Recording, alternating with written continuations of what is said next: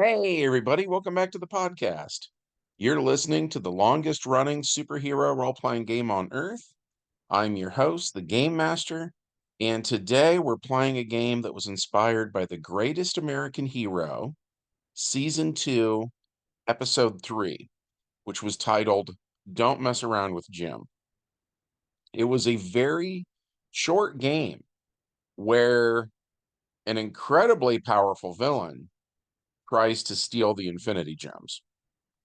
But before we get into all that, make sure you hit like, subscribe, ring the bell, and leave a comment. We've got a great community here, and it's all thanks to you guys. Thank you so much for being here. With all that said, let's dive in. Prologue to this one takes place in the early 20th century. James J. Beck was born in poverty when America was struggling for its economic life. In the following decades, he rose to such an awesome position of wealth and power that one could only marvel at the feat. In 1920, J.J. Beck was in a wheat field when a flying saucer descended upon him and his best friend.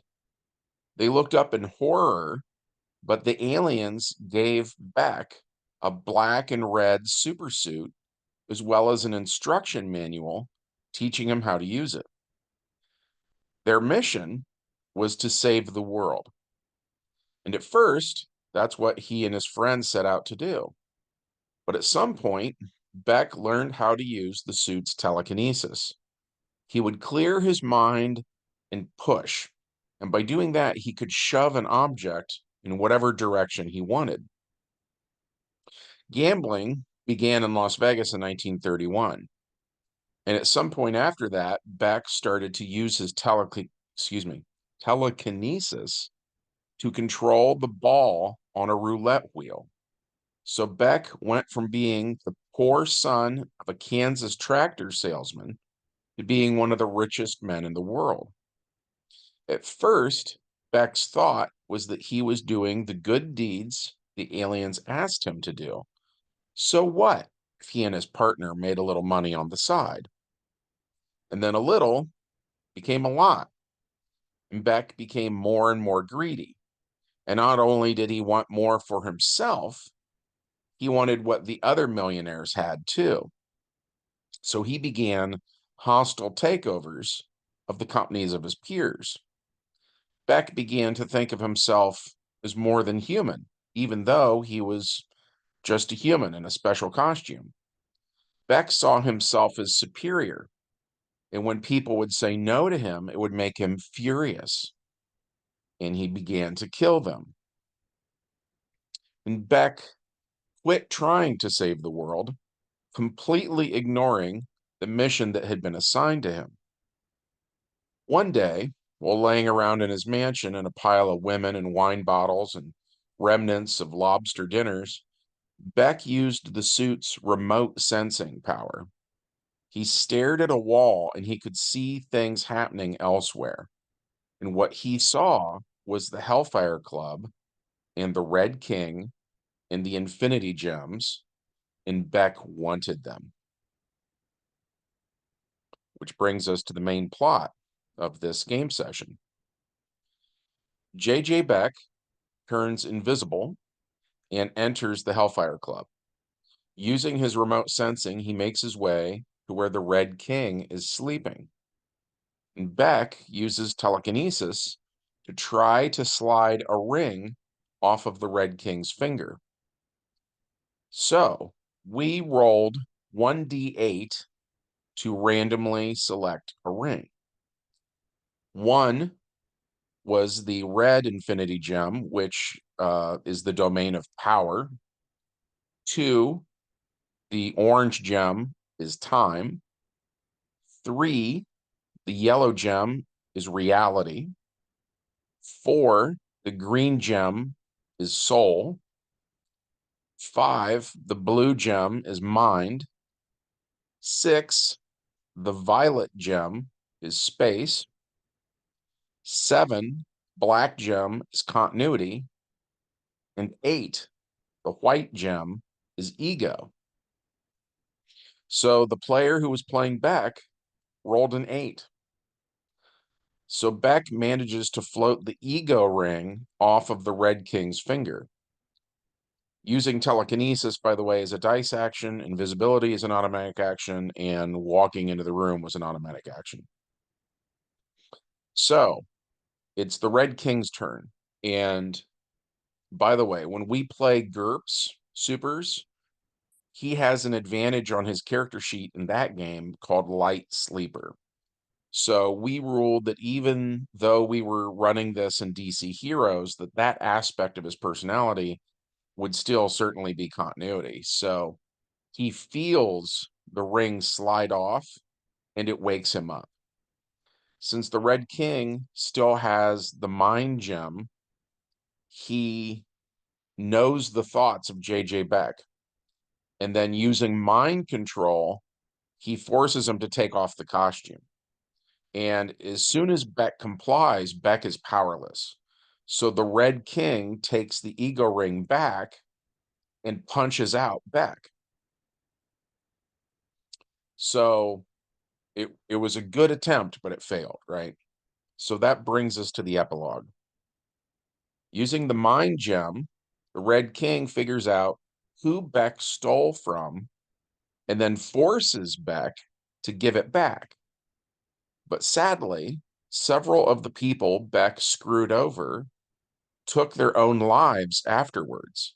So in many cases, Beck can't right his former wrongs. He has to live with the consequences of his decisions. And the Red King finds himself starting down the path Beck's on. Using the mind gem, he forces Beck to sign over whatever's left. And just like Beck, it starts with the justification that surely the Red King will put this wealth to good use. The Red King even spares Beck's life, and just like Beck, the Red King starts to think very highly of himself for doing so. Meanwhile, JJ Beck returns to Kansas, where it all began. And just like he started, he's poor again. And that was it for this game session. Had the player who was playing Beck rolled something other than an 8, this would have been a vastly different encounter. Speaking of which, like I said earlier, this was based on season 2, episode 3 of The Greatest American Hero, which was just a TV show that I loved as a kid. For anyone listening who's unfamiliar, The Greatest American Hero was a TV show in the early 80s that was sort of a parody of Superman. It was the story of a teacher who was given all the kids the other teachers didn't want to deal with, which ironically happened to my son who was playing Beck. My son, by the way, is doing other things now, but there for a while, he was teaching and he found himself in a very similar situation where he was given a lot of kids that I was very surprised by the whole thing that how often the other teachers just didn't want to do their jobs, didn't really want to help the kids. They just want to clock out at 3 o'clock, that kind of thing. Um, so my son was helping these kids, and at least in one case, he sort of befriended a kid who like had nothing at all. He was in the foster care system and so on and so forth. I guess I'm off topic, but so when we watch The Greatest American Hero now, it kind of hits different, right? At any rate, so in the pilot of the show, Ralph decides to take these kids on a field trip, and their bus that they're on, the school bus, breaks down in the middle of nowhere. Along the way, Ralph runs into an FBI agent named Maxwell. And to make a long story short, they see a flying saucer and a race of aliens give Ralph a mostly red suit with black trim. And they tell him to save the world. And as an FBI agent, Maxwell can get Ralph the information he needs and point him in the right direction, that sort of thing. So then in season 2, episode 3, which, by the way, aired on November 18th of 1981, we were introduced to JJ Beck, who of course, in the episode would be 20 years older than what we depicted in our game. Um, and we're told in that episode that he had a suit that, quote unquote, in some ways was much like Ralph's, but in other ways was very different. And so I've always thought of Beck as a sort of reverse Flash style counterpart to Ralph, but no offense to the people who made the TV show, I just feel like they could have done so much more with that character. Anyway, so in the early 1980s, Beck tells Ralph what a villain he was 20 years earlier, which would, of course, be the early 1960s. So we decided to try a game with Beck to see how it would go.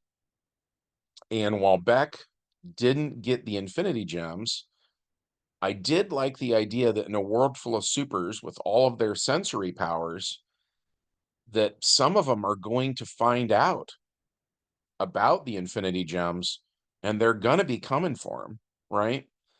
So while this adventure at face value might seem kind of underwhelming, I liked that it implies that this whole situation is a powder keg just waiting to blow. So because of that, I liked it. And I genuinely hope that you also enjoyed it. If so, and if you'd like to support the channel, we would love it if you took a minute of your time uh, to just hit the like button. Make sure you're still subscribed because YouTube loves to unsubscribe people without telling them. Ring the bell for notifications so you know when we upload more content. And as always, leave us a comment. I love hearing from you guys. Any feedback you give me, hopefully polite feedback, obviously. If someone just writes, "You suck," that probably won't do much to shape the channel, right? But if it's, friendly, polite feedback about, I think you should do this or that or whatever, I'm a very open-minded guy. I'll hear you out. But yeah, that's about it for this one. So from all of us at the longest running superhero RPG on Earth, we genuinely hope that all of you guys have a good one, and we'll see you in the next adventure. Bye.